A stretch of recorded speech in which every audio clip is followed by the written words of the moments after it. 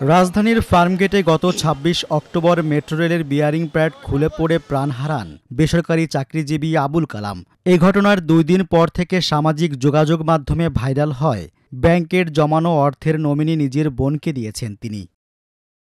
এ বিষয়ে আইরিন জানিয়েছেন, তার স্বামীর মৃত্যুর পর মরদেহ শহীদ সোহরাওয়ার্দী মেডিকেল কলেজ হাসপাতালের মর্গে নিয়ে যাওয়া হয়। এ সময় তার ব্যবহার করা মুঠোফোন, পাসপোর্ট এবং সঙ্গে থাকা মানিব্যাগ পুলিশের জিম্মায় দেয়া হয়।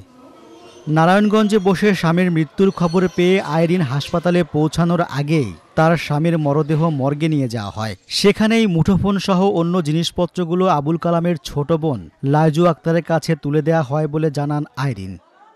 বিষয়টি নিয়ে নিহত আবুল কালামের ছোট বোন লাইজু আক্তার বলেন, আমার ভাই বিয়ের আগে যেসব অ্যাকাউন্ট খুলেছিল সেখানে বোনদের নমিনি করেছে, কিন্তু বিয়ের পর আমরাই বলে তার নমিনি পরিবর্তন করেছি।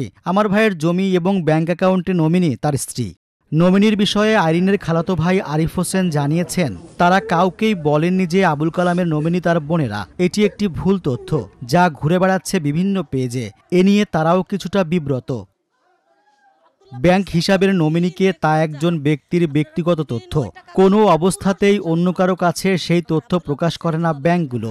ফলে ব্যাংকের মাধ্যমে কালামের ব্যাংক হিসাবের নমিনিকে তা জানা সম্ভব হয়নি।